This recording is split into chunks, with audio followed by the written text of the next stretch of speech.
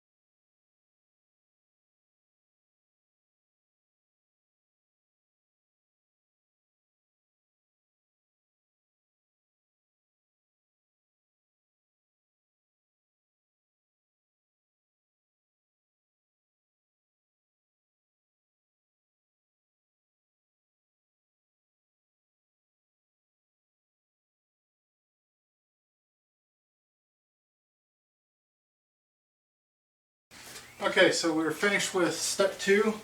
Now it's time to move on to step 3, which is clecoing all the rib halves together.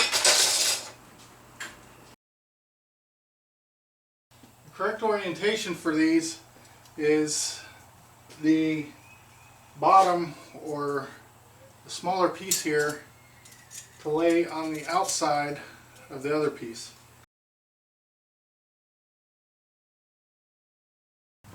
Okay, so there it is, clecoed together. You just have to do this 16 times. And then after that, match drill them. Once they're match drilled, you want to make sure to put some sort of mark on these so that they're matched, because once you drill them, they're a matched pair. I got it.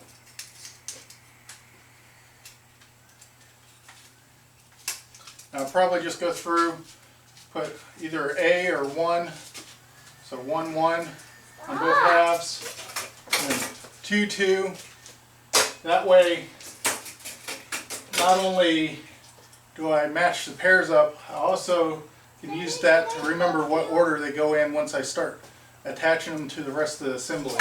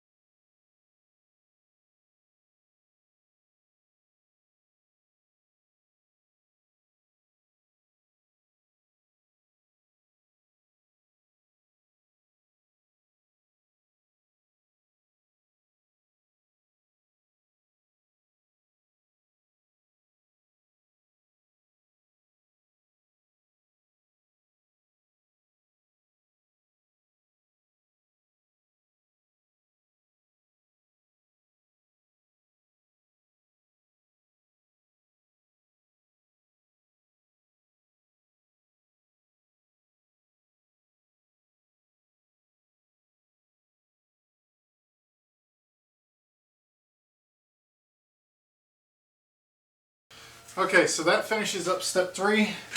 Now on to step 4, which is dealing with these outboard ribs. And basically it says, make sure these flanges are bent 90 degrees, adjust with the hand seamer if necessary. So the flanges look good. Next step it says, next part of the step is you have to straighten these. I don't know if you can see that bow in there, but for that you're going to need the fluting pliers. I wondered when I was going to get to use those. I thought I bought them too early. Basically the fluting pliers are just a rounded protrusion up here and a mating surface down there, and you clamp down on it and it puts a flute in it similar to what you see on this part.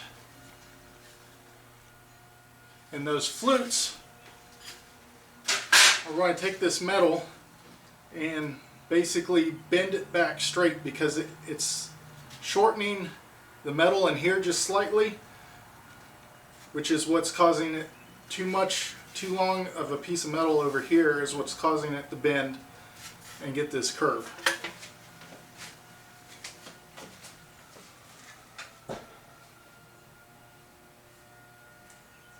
So straightening with the hand seamer, that was step 4.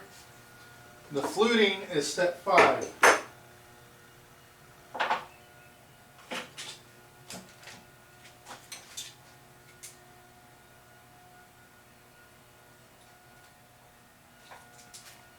And it kind of makes me wonder if these pieces were getting ready to be used as part of a quick build process, because they were already fluted, but in the instructions it talks about fluting them to straighten them out. Interesting. But we'll definitely need to flute this. You just go in and flute right in between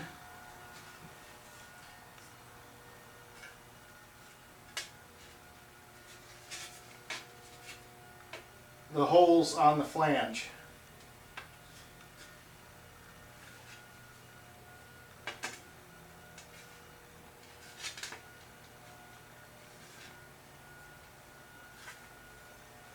And I don't know if you can see, but that took a good deal of the curve out of it already.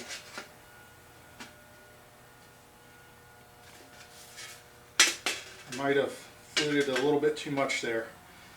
Just go gently.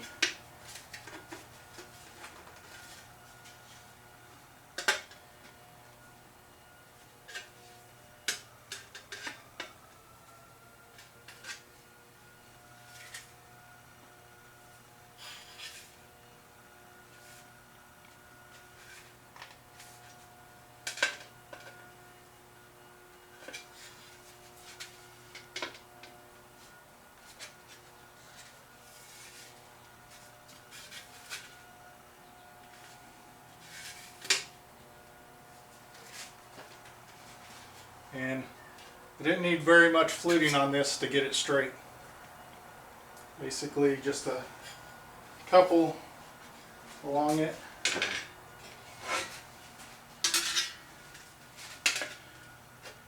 And I'm guessing part of that was I fluted a little bit heavy on that first flute. So we'll go a little bit less on this one.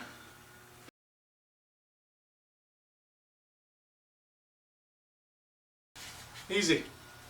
And funny part is, that's one of the things I was worried about before I started this build, or well, even as I started this build, was being able to know when to flute and being able to do it properly. That was something I hadn't really done before.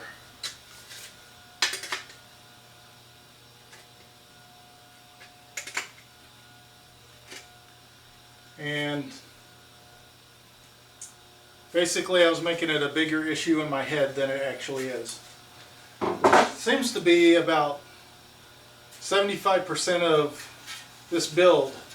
Worrying about it is way worse than doing the actual build. And I wonder if that's how come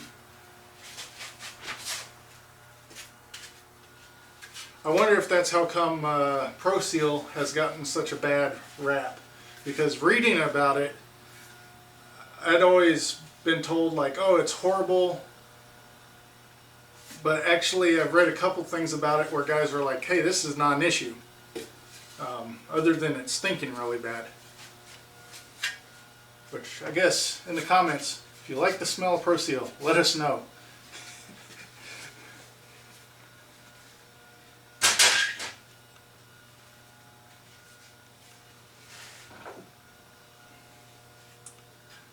Also need to make sure it's straight this way. I just noticed as I was sitting this down.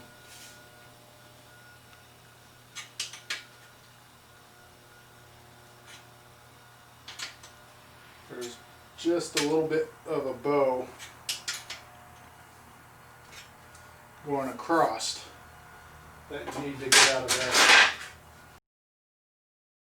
there. And nothing special needed on the fluting pliers front. I mean, I've seen really expensive ones, and then I bought these cheap pair,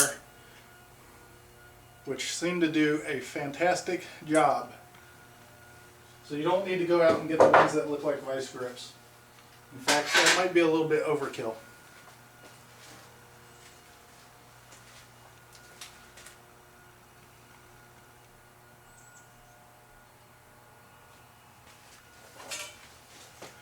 And to check for straightness, you just use the matching holes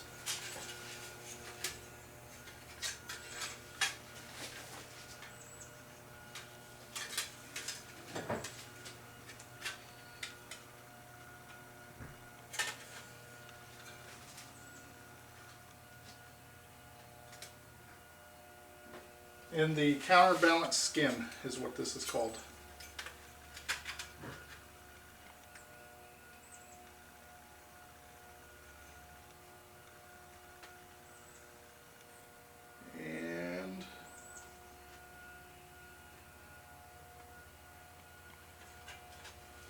Okay, I'm going to Cleco it in place. I had trouble just putting it on there and seeing.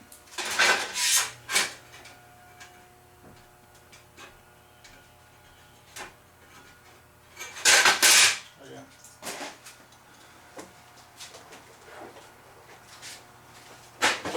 It's a skin, so 3/30 seconds Cleco's.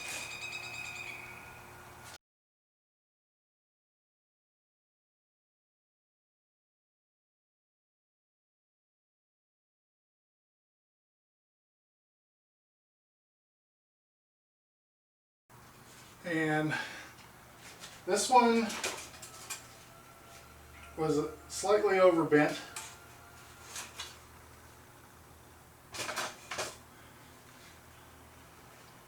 And this one's slightly underbent.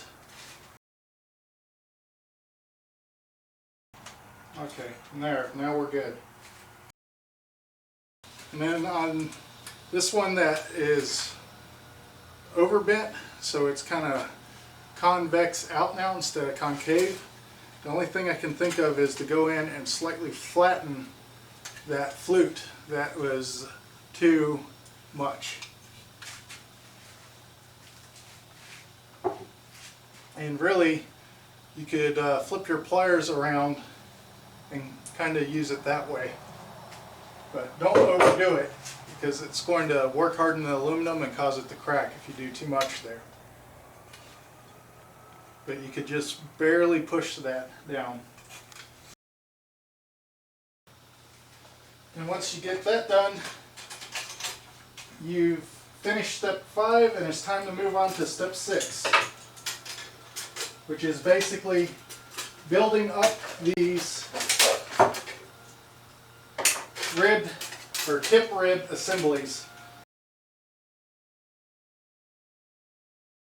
And basically, first step in making those is clecoing these two together and flat to flat.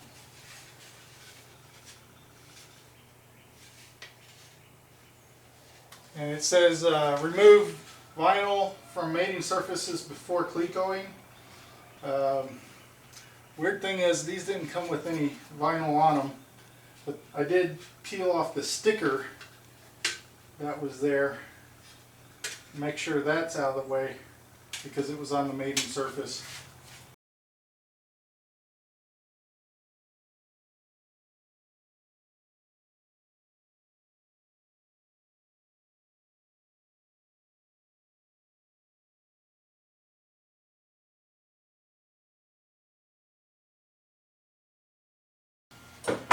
Yeah, these came in my kit fluted.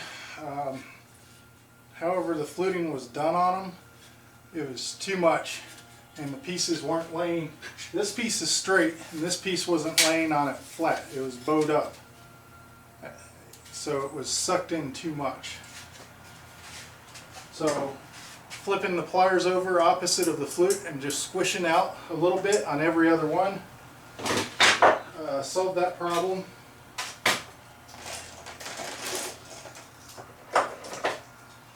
It's kind of irritating that I had to do it.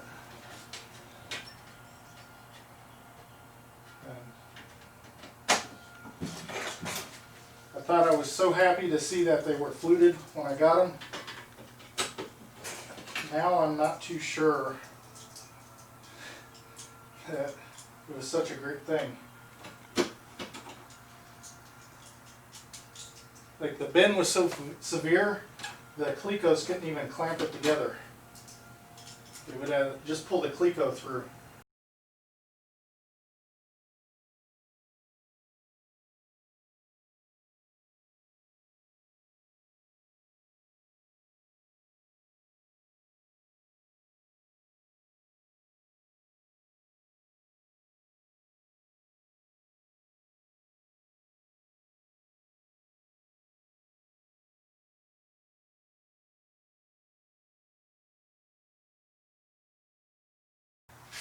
And the last step is to number 30 drill all the holes that are common to the ribs, and number 40 drill all the holes that are common to the flanges and this skin. There are some holes in the skin that you don't want to drill, so make sure you note those. And basically, it's the last 3.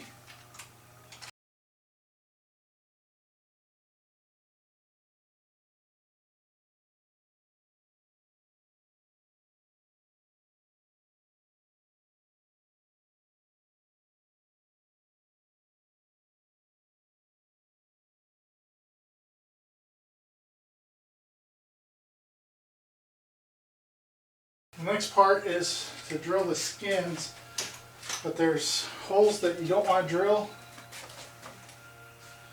And basically, on the top and bottom, it's the last 3 sets back this way. So I'll go ahead and mark those. And then if it doesn't match up with anything, don't drill it. And that's the other holes you don't want to drill. So I'm just putting a line here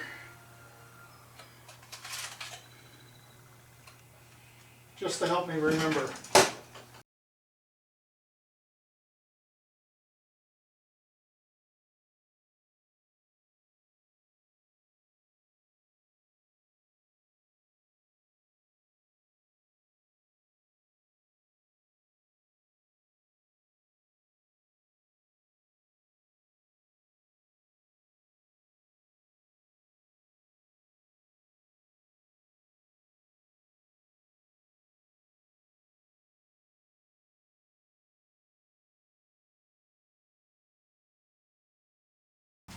And last part of the step is to drill these 4 holes, 3 up here, 1 back here, to number 12.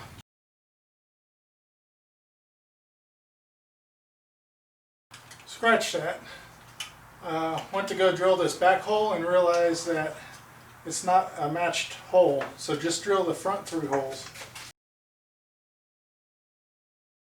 Now, step 6 is complete. It's time to move on to step 7, which is separating these clips.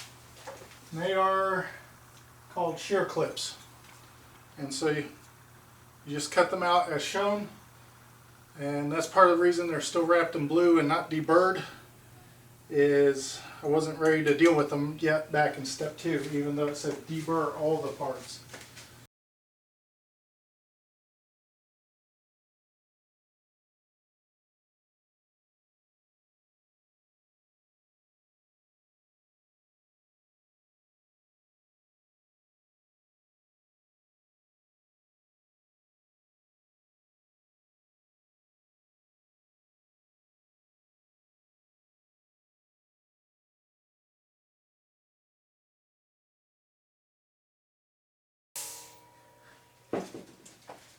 Okay, next step to finish this out is to drill the holes on the short flange to number 30 and then deburr the holes and the edges.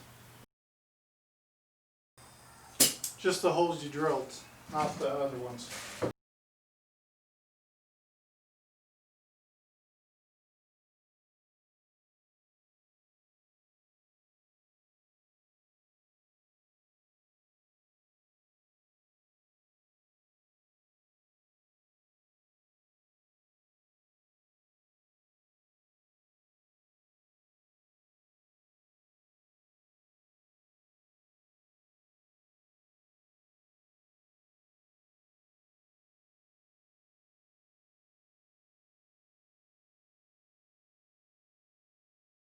Okay, so that finishes up step 7 on that page, and we move on to page 3,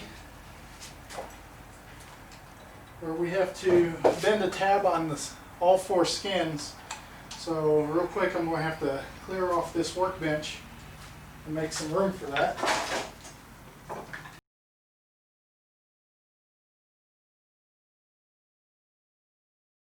And at this point, you have 2 identical bottom skins and 2 identical top skins. And the piece of metal you're bending here is what's going to set them apart. So, and it's going to face down into whatever you're bending. Or the bend is going to face down into the inside of the elevator. So at this point, step 1, it has you mark those, a line where the bend is going to take place.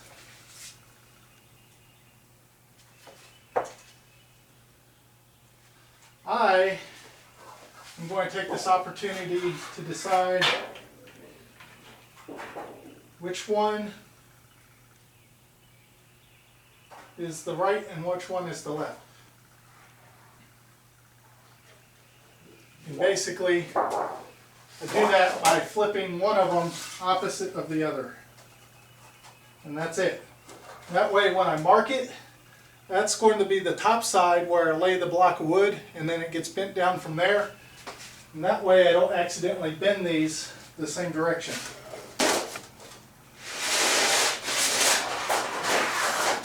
So, same thing with the top skin. I've got one facing that way, and one facing the opposite way. And make sure you have like all the same edge facing towards you. That way you don't have like one like this and rotated, which turns out to be in the exact same orientation as the other when you finally rotate it back around. And then I just need to go through and mark each one.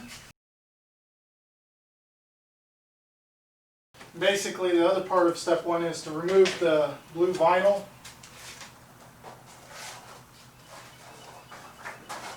But I already did that on the previous page during step two where I deburred the skins. And that finishes up step one. Step two is to clamp it, and step three is to bend, which is kind of weird splitting it out that way. So really, I have to repeat those two steps before I can mark either of them off, and I have to do them 4 times. I'm using this piece of oak because it has a nice sharp edge to clamp that to the workbench. That way I know the edge is right on the line. Besides that, you'll need a clamp. You can clamp it all the way down to the workbench. And then it says to use a block of wood to start the bend. And then hammer the bend near 90 degrees using the rivet gun. I'll have this set up just in case. I don't plan on needing it.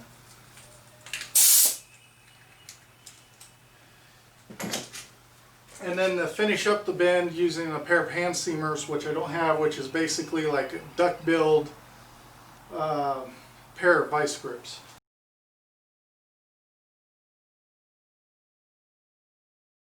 I don't really see needing to using a hand seamer to finish this up, especially if the edge of your bench is really square.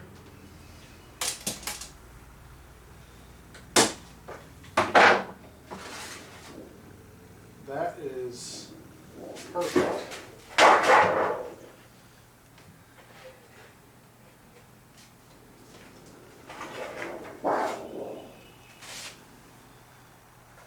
So at this point, this is the bottom skin, and it's the bottom right. The back is facing towards you.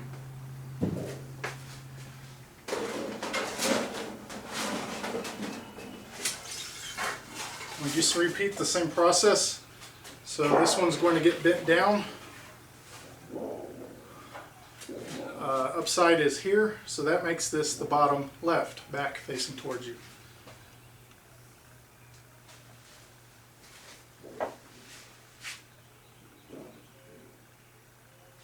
Actually, I take that back. This is the right one, the other one's the left one, and the front is facing towards you, the back is facing towards. Well, no, the hinges are up here. We'll see when it gets together. All that's important is they end up different or mirrored. If you do them the same, maybe you'll be able to salvage it and bend it back. That would be I think that would be tempting fate right there, to attempt that. That's a lot of bending for a piece of aluminum. Even if you did manage to get it bent back the other way, I can't imagine it would look very good. And I think the key to this making it good is I'm not trying to do it all in one pass. I'm bending a little, getting started, going across it, bending a little bit more, do a final pass that gets it real close, and then do a pass or two with the rivet gun, going as slow as I can with the rivet gun.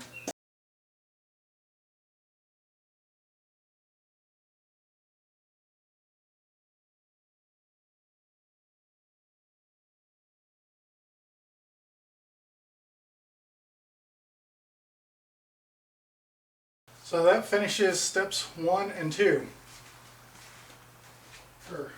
Sorry, steps 2 and 3.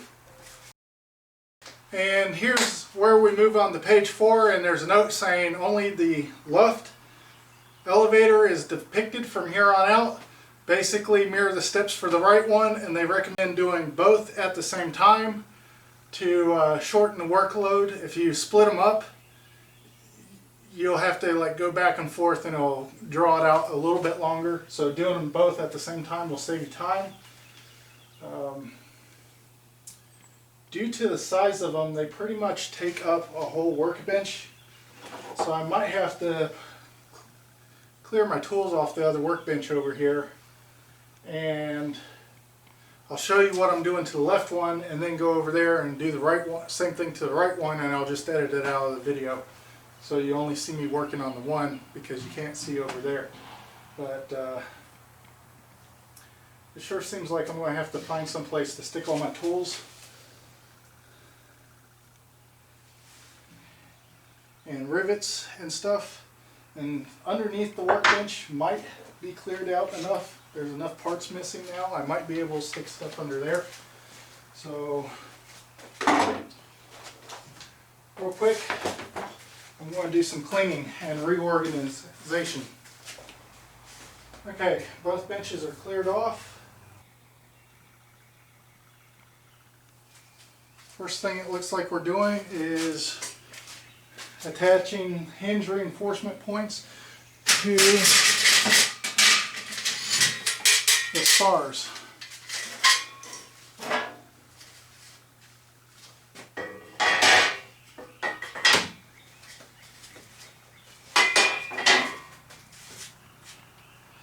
And just don't forget, everything that I do here is being mirrored over there.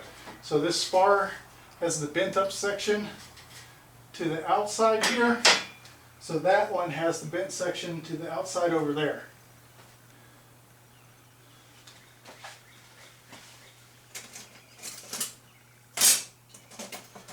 And then we simply, for step 1, cleco these to the spars and then match drill number 30 a little bit.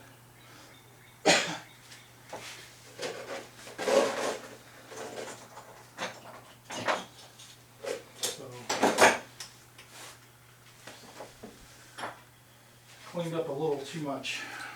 There we go.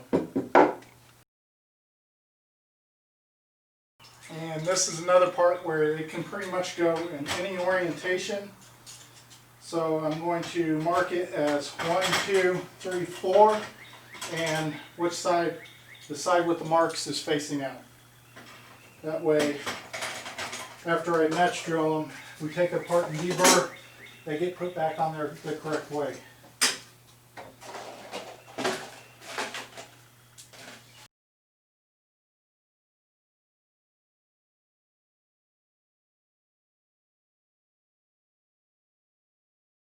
I also included an up arrow just in case I got turned around somehow and didn't realize that the numbers needed to be in the upright orientation when I install these.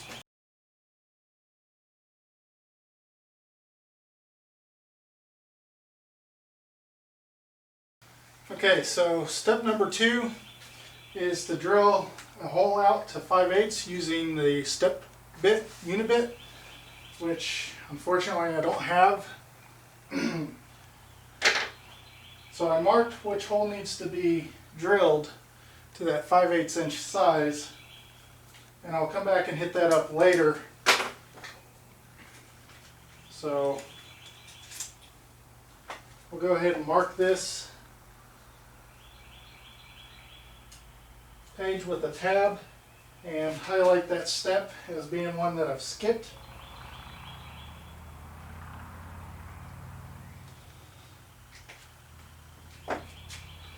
And luckily that's something you probably can pick up at a hardware store.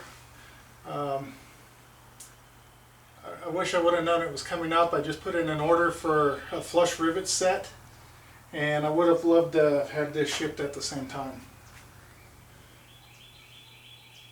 But I'm sure I can go to like a Lowe's or a Home Depot, or heck even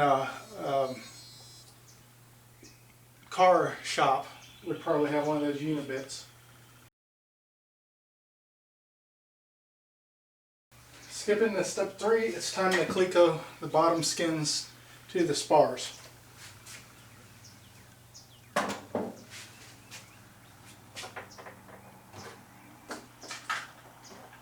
Which I'm going to need all the room possible here, so time to move my instruction book.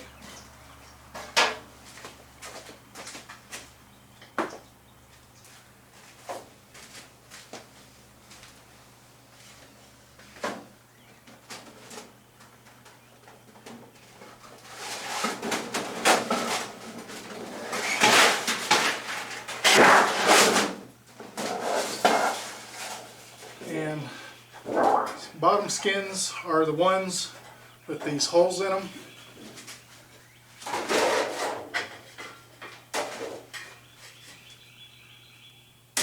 And the spars mount to them as such. And make sure this hole that you drilled is on the bottom side of the spar.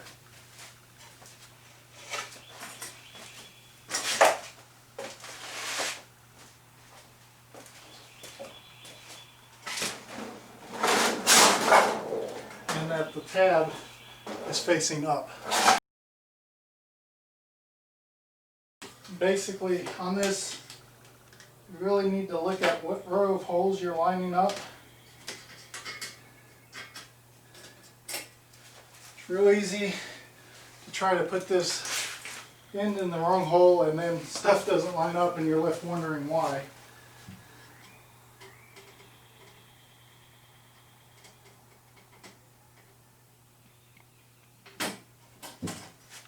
And then once you have two for the ends, you can real easily, real gently, supporting everything, flip it upside down to where it's easier to work on, and go in and cleco the rest of it down.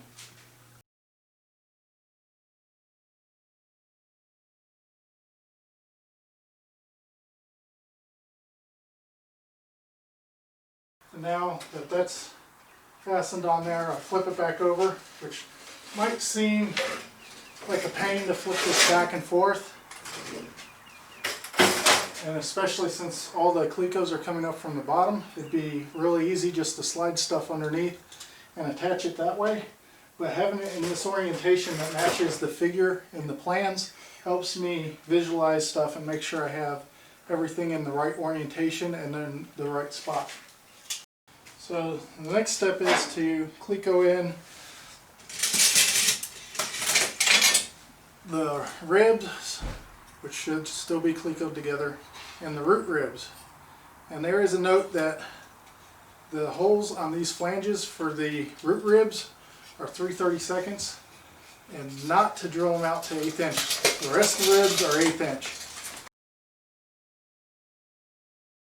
And except for the root ribs, which the flanges face inboard, all the rest of the flanges face outboard for each rib.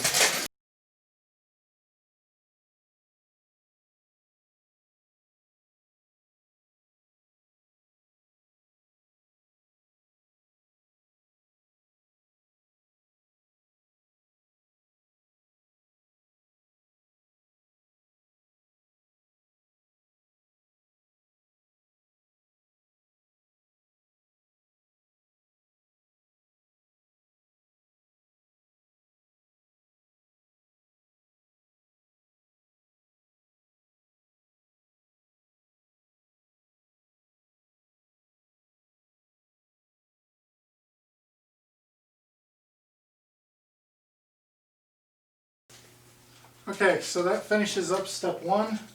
Now step 2 is to cleco the rear spar in place.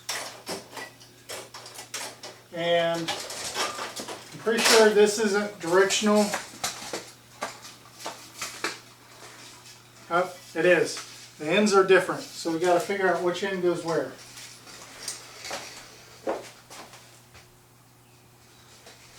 Okay, that makes perfect sense. So there's one end with a slight angle cut in it. That goes to the inside. Obviously where the angled skin is. So on this step you'll clean this to the skin and to the spars, or the ribs.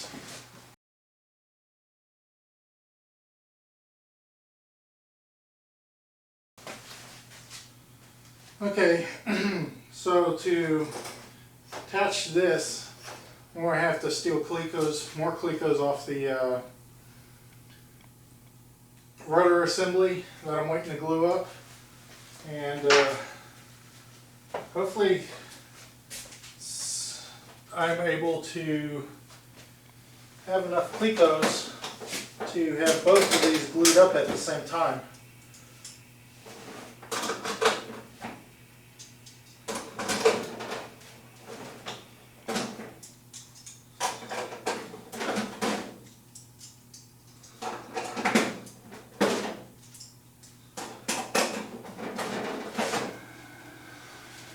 Otherwise, I might have a problem that I didn't count on having.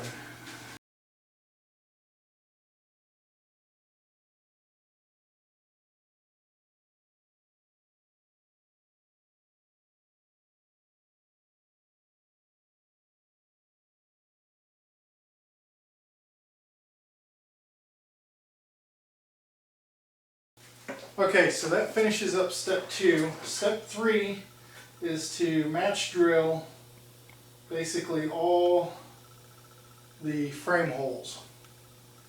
So you start with the number 30, go through and get all the ribs, and then you get a number 40 and match drill the end cap there. Or you then grab the number 40 and match drill the root rib between the ribs and the spars, the front and rear spar. You don't do anything with the skin yet.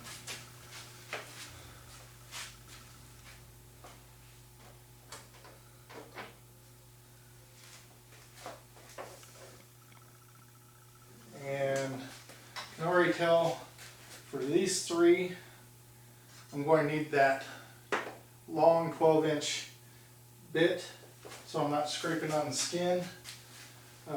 Everything down here I should be able to get, no problem. We'll nail those and then turn it around and see if I have to use the long bit on the front.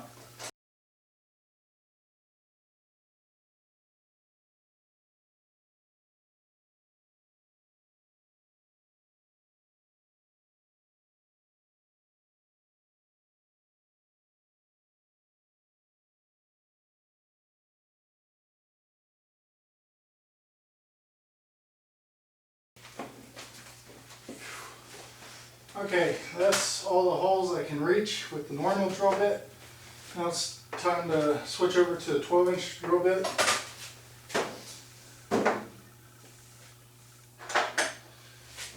And so far I've used this 12-inch number 30 quite a bit more than I was expecting.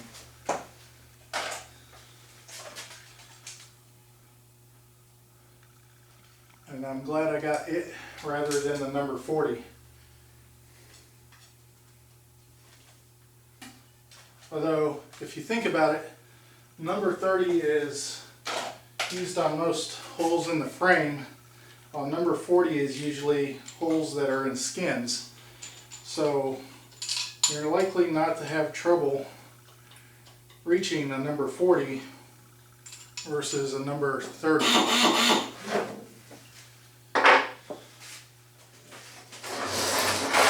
And basically, anywhere where the hole's close to the skin and there's a bit of skin sticking out, you're going to want to use this so the chuck of your drill doesn't mess up the skin.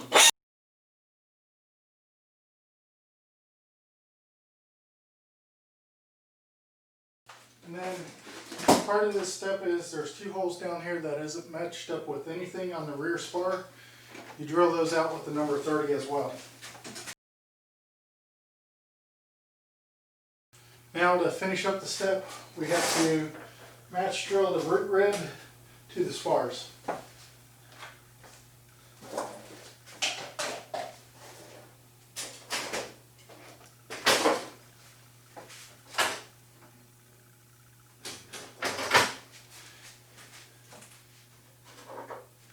And I can already tell right in here, especially this hole right here, I'm going to wish I had a long number 40.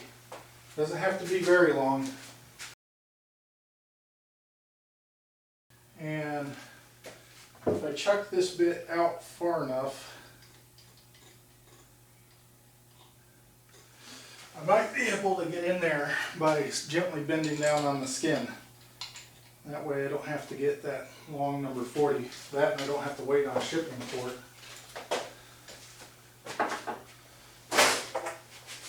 I'm guessing something similar is going to come up when it's time to build the wings. And that's where you're going to need that 12-inch number 40 bit. Definitely. See if I can get in there. Yep. So just chuck it out a little bit further than normal and kind of bend down on that skin to keep it from hitting the chuck, and you're good.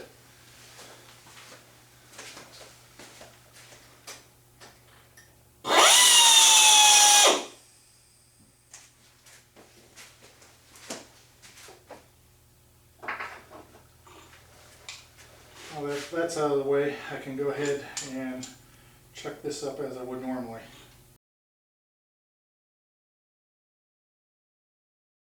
And then, so that finishes up step 3. Step 4 is clecoing some shear clips into place. And looking a couple pages ahead, it looks like that is going to be on the outside of that bent tab. Where that, so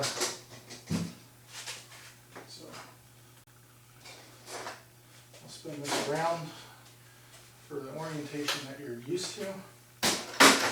It gets clecoed to this rib right here, and you need to put the clecos on the inside so you can access the holes in the longer flange, and that flange lays on the outside of that tab.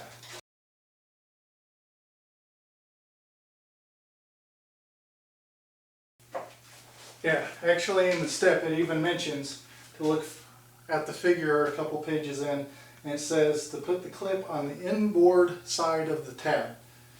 That doesn't mean inside the elevator, it means inboard as in inboard is that direction on this. So it goes on the outside of the tab, in other words.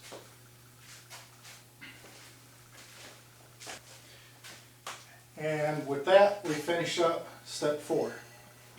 Time to see what's on the next page.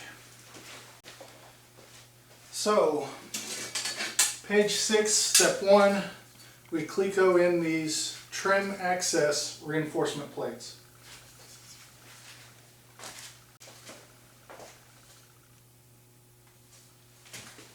And they do go a specific way.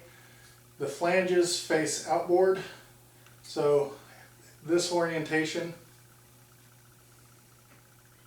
So this is the left one, this is the right one.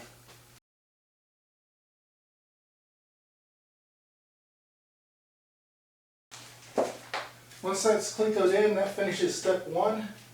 And then you go through for step 2 and drill all the holes that are common to the skin and that reinforcement plate with the number 40, and you also drill out all the number 40 or the 3/32 size holes that are used for the nut plates that are on that reinforcement plate.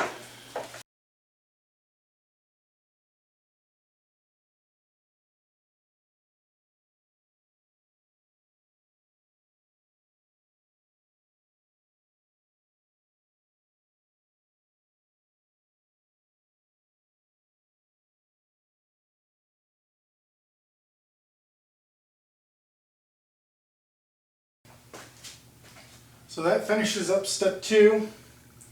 The next step is to attach these gussets to the root ribs and of course match drill them.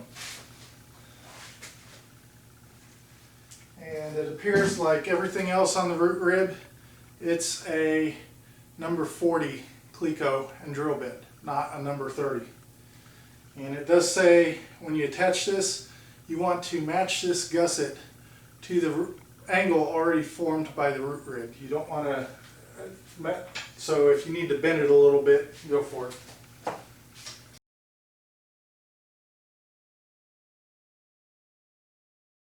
And whoever bent that did a really good job.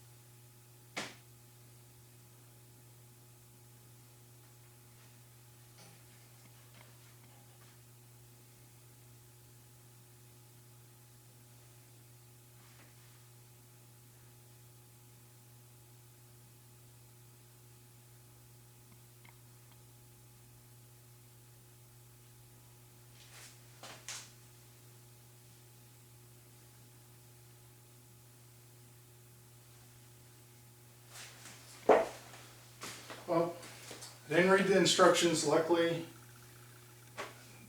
it's not that big of a problem. So I mentioned how that looked like a number 40, but in the directions it says those holes do get drilled to a number 30. It's kind of interesting that they were stamped 40, but they get drilled up that large. So it's no big deal. I just switched the drill bit over and drill those holes out a second time. Now if I'd accidentally gone 30 and they were supposed to be 40, that would have been a bigger deal.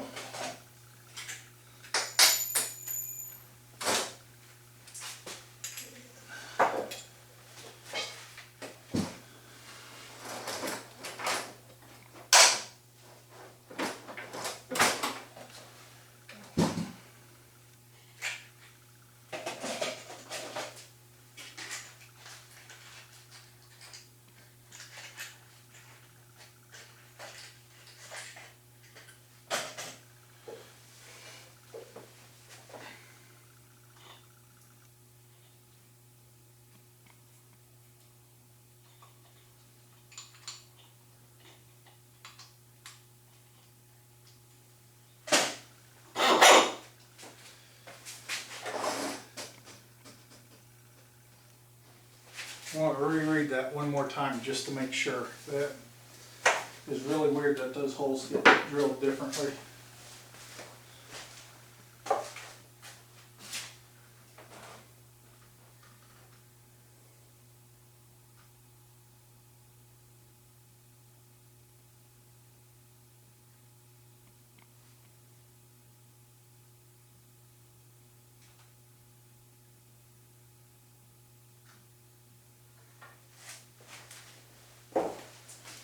Yep.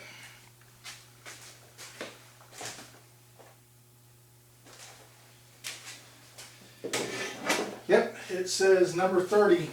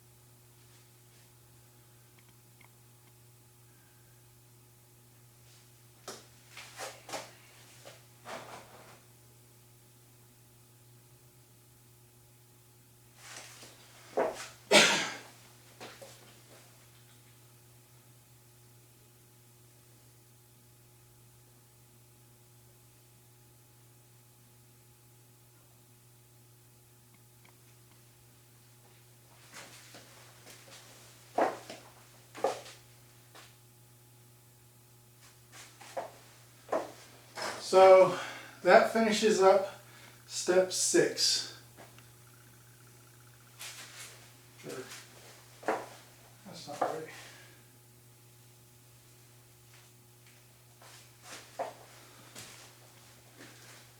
So that finishes up step 4.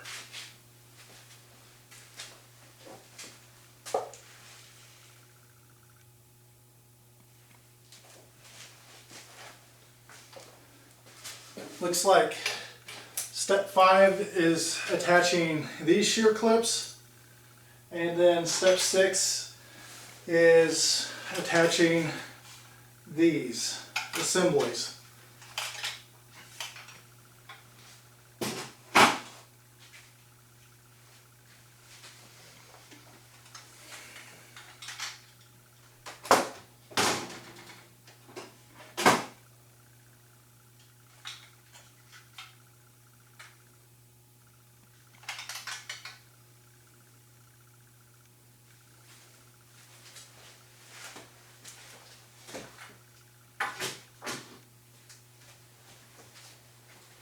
So that ends today's video. Tomorrow I need to come out here and just start working on attaching the screw clip. No talking is needed.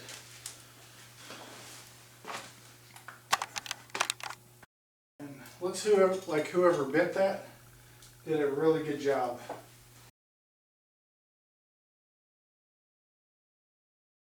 Well, I didn't read the instructions. Luckily, it's not that big of a problem. So I mentioned how that looked like a number 40, but in the directions it says those holes do get drilled to a number 30.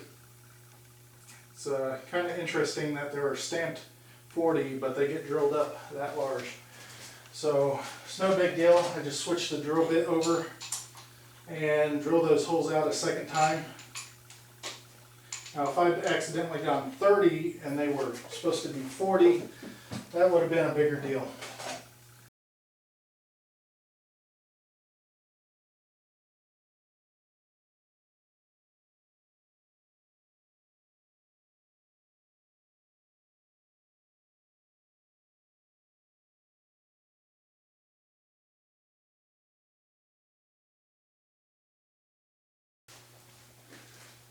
So that finishes up step 4.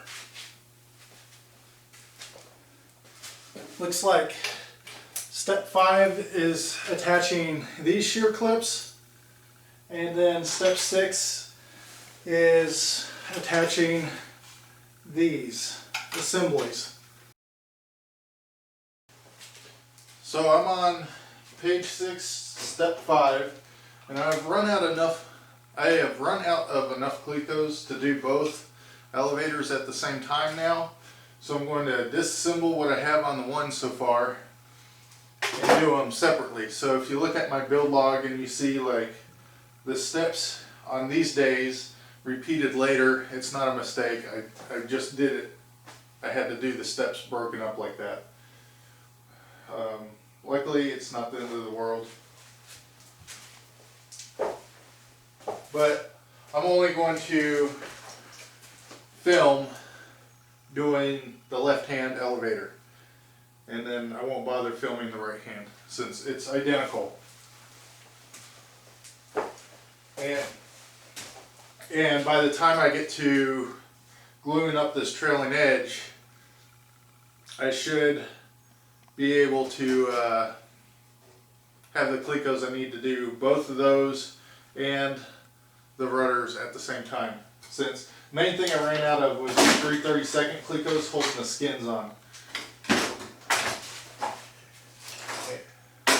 And I'm getting ready to put the second skin on here, which means I need all the clecos off the skin, bottom skin on the other elevator.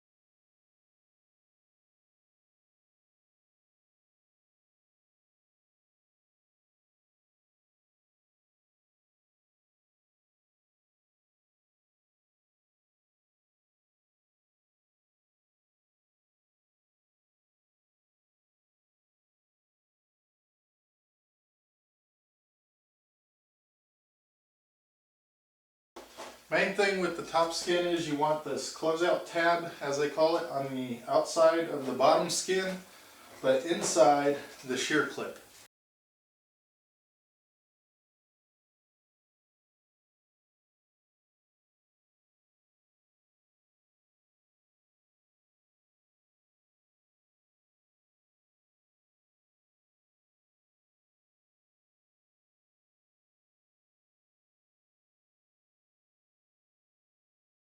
And obviously the piece left over is for the other side. There's barely enough to do it, so don't think you have a whole lot of extra here.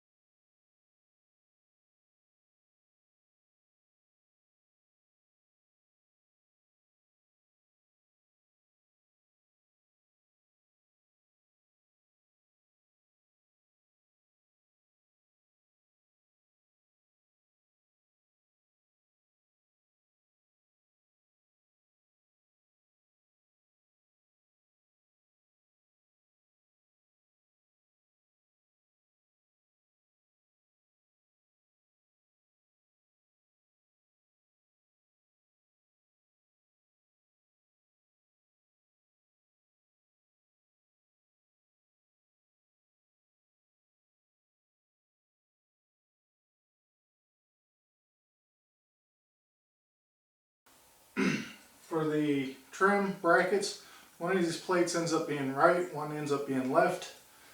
It doesn't appear to matter as long as you make sure to build them the way they show in the manual. And once they're built, they become unique items. And when positioning the holes on this plate, It doesn't appear to have dimensions for those holes. The main thing is to get this nut centered up with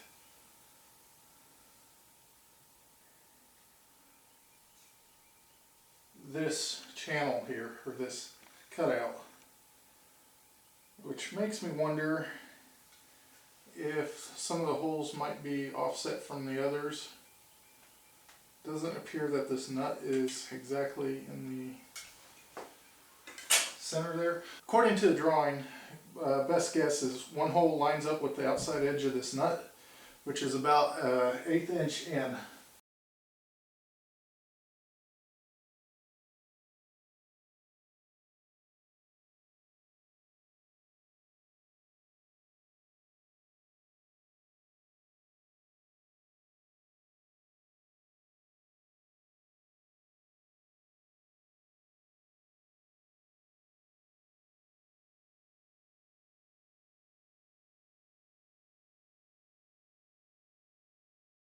This is one area where you want to slow your drill speed down.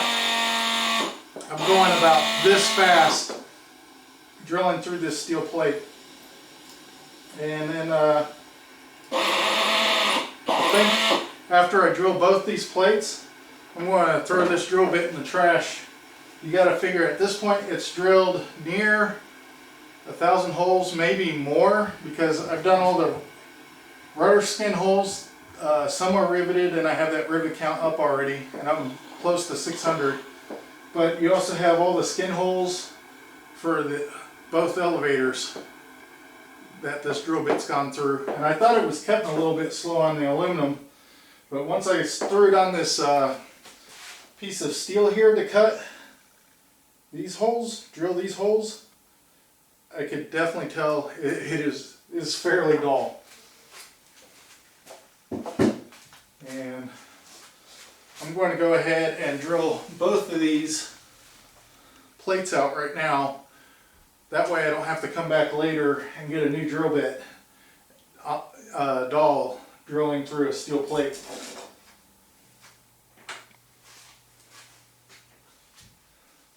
And then as soon as I drill these out, that's going in the trash. That's my number 40. I'm drilling number 40 first. And then I'll drill number 30 when I get it in position and drill the final holes for the aluminum. And I do kind of wish these little brackets here, they're about 1 inch by 1 inch. I wish they were just a little bit bigger to make stuff easier as far as drilling, and mainly drilling and holding it.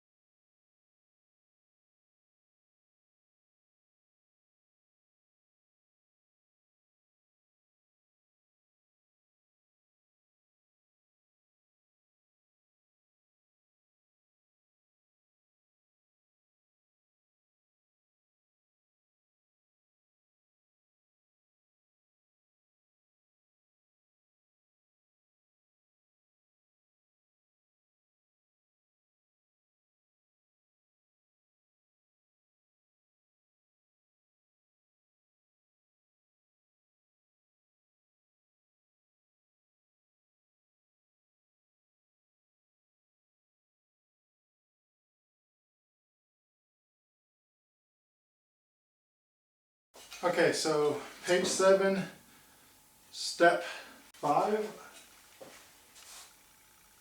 is to dimple this access cover. You're going to want to make sure you get the dimples going in the correct direction. That's why they show the hardware. So you want the dimple to be on this side.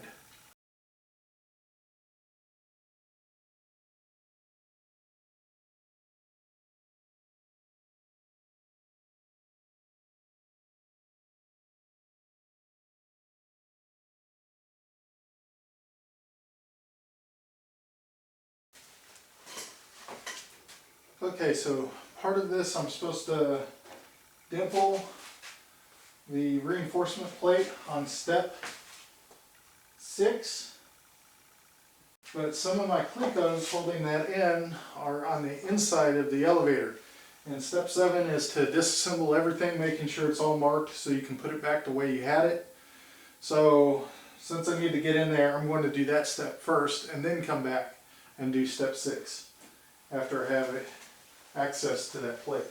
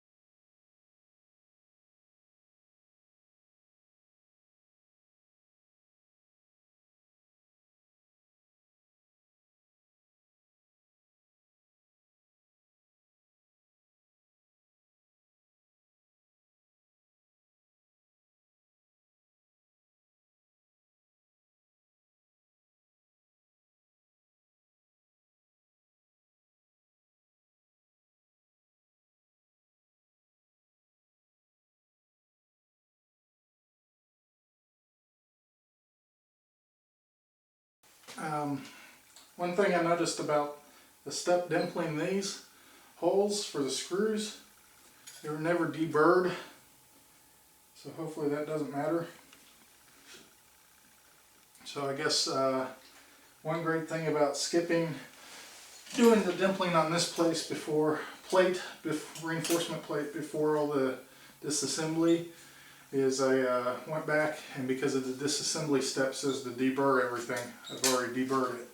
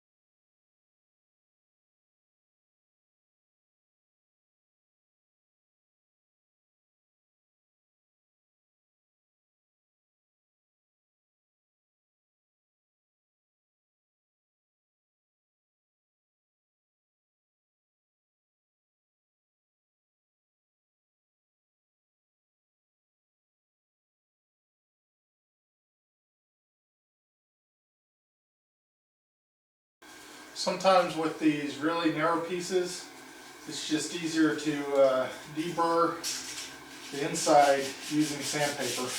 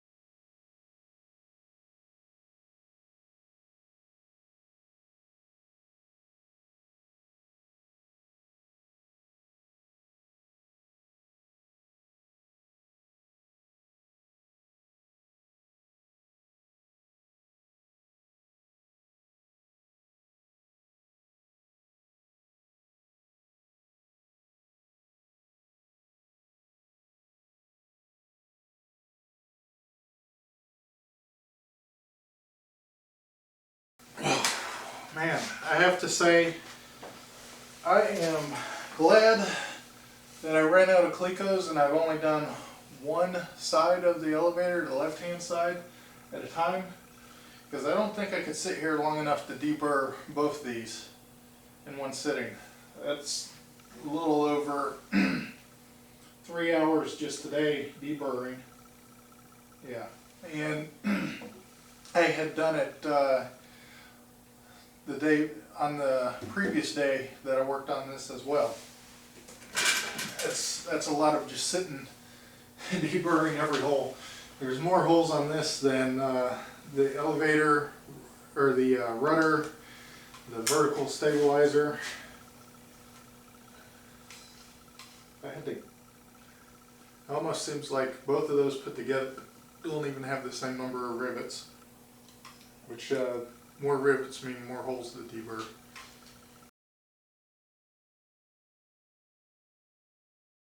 The next step is step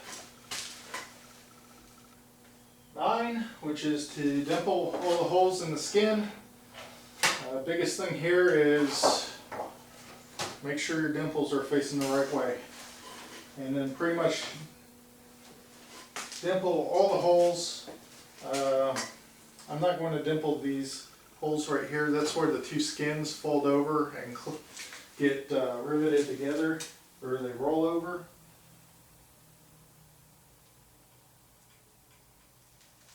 And I'm not quite sure if those need to be dimpled. So I'm going to leave them alone for now. But everything else gets dimpled, and it reminds you, don't forget these holes here. So everything's 3/32 except for those three right there. So you'll make sure to remember to switch over your dimple dies when you do those.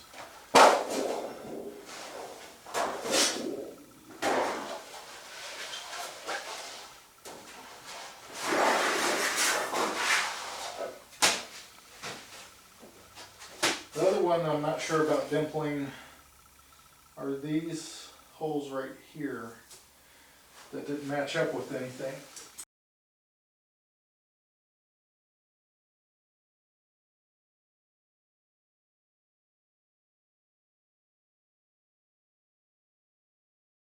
Okay, so I wasn't sure about these holes, but I think they line up with that skin, this skin. Yep. So I want to dimple those because I won't be able to later.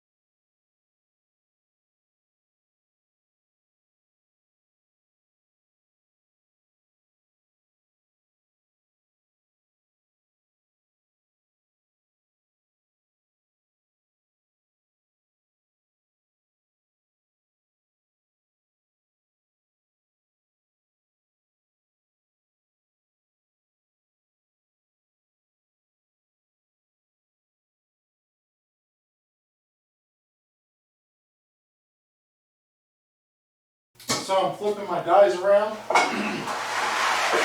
because there is 2 holes right here next to the closeout tab that this tab gets in the way of the frame on the squeezer. The C-frame won't fit over that.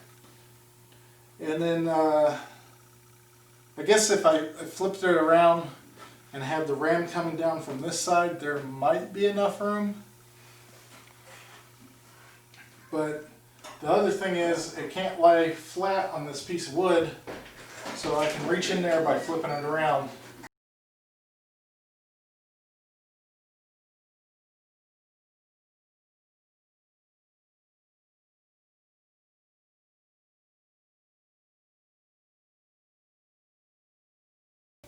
So flipping it around allows it to lay flat. And I hate doing it that way. Every time I flip it that way, it seems to come out under dimpled.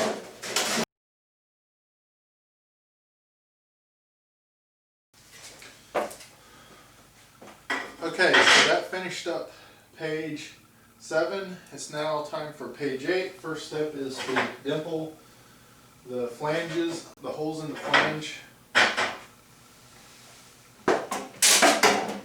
of this spar. Hopefully I'm able to do that. That's quite thick.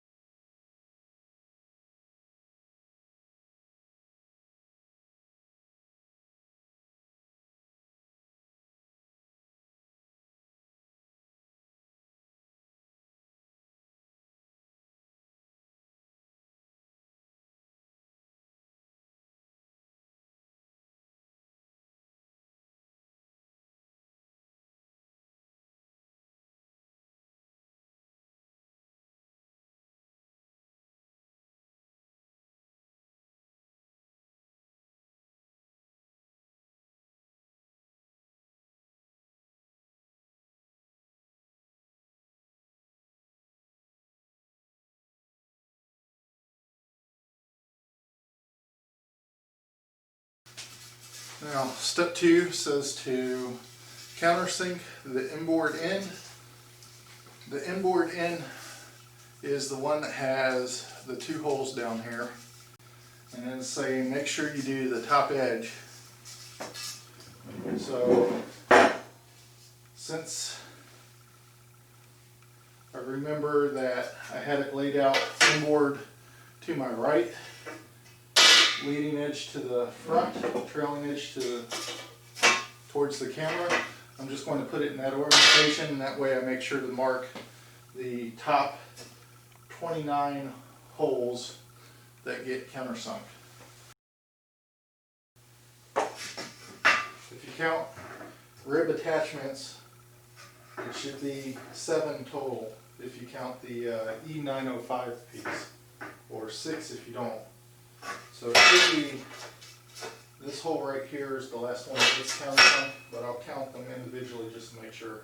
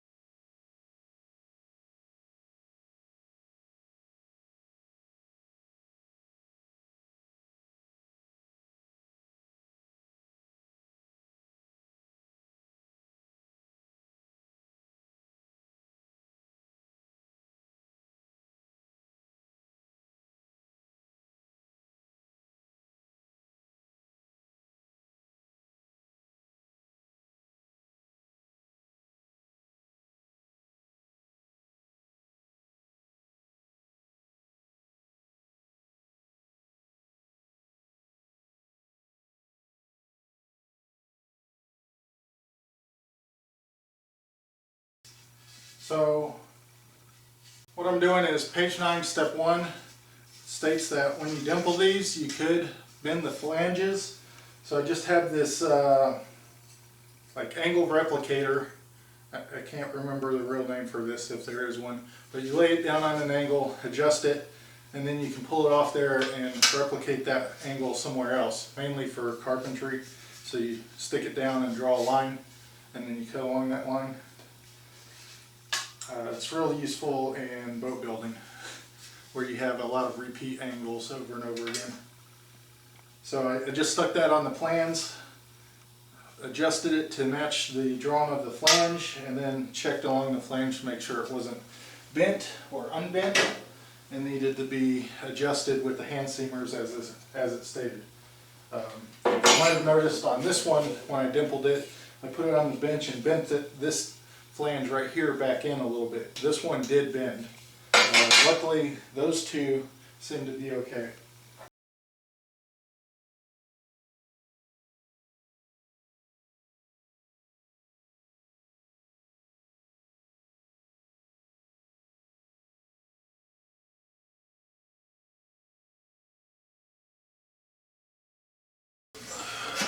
Okay, so the next step is dimpling all these rib halves for the skin on the flanges. And I think I've got a blister from hand dimpling. So that's a lot of work, and I think I'll cut this video right now, end it, and come back and work on that tomorrow for the next video. So if you like the video, please hit the like button, as I ask all the time.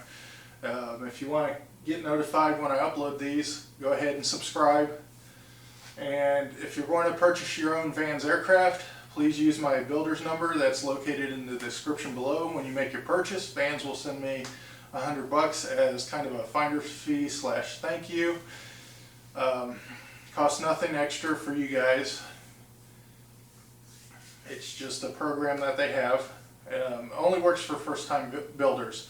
If you're a repeat offender, you personally get a discount. So I look forward to that if I get around to building a second one. Maybe by that time, since I'll own all the tools, I'll go out and spend the $800 for a pneumatic squeezer. Because I do have a little bit of blister forming on both hands from hand squeezing all these dimples. Didn't think I was going to be using it that much. Although this afternoon when I did the skin, I should have went straight to the C-frame instead of using the hand squeezer around all the edges, and saved the hand squeezer strictly for doing flanges and stuff that I can't do with the C-frame. Anyway, hope you enjoyed the video. My builder's log is also down in the description. It's the most up-to-date thing there is that you can look at where my progress is. My videos are obviously going to lag a little bit behind.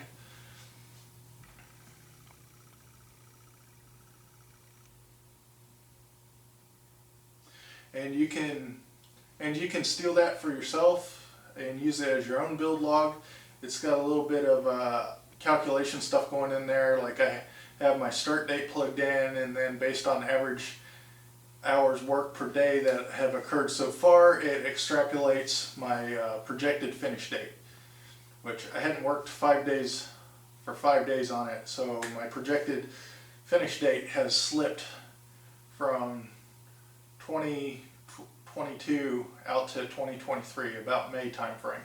But working a little bit extra today and this weekend will help drag that back into a more realistic, hopeful date that I plan on hitting. And then, as I've said before, all these videos are just the left-hand elevator. I'm probably not going to film work on the right-hand elevator just because it's identical. And during that time, it'll give me a chance to catch up on these videos and maybe bring them up to date to where I actually am. So that's all I have, and thanks for watching.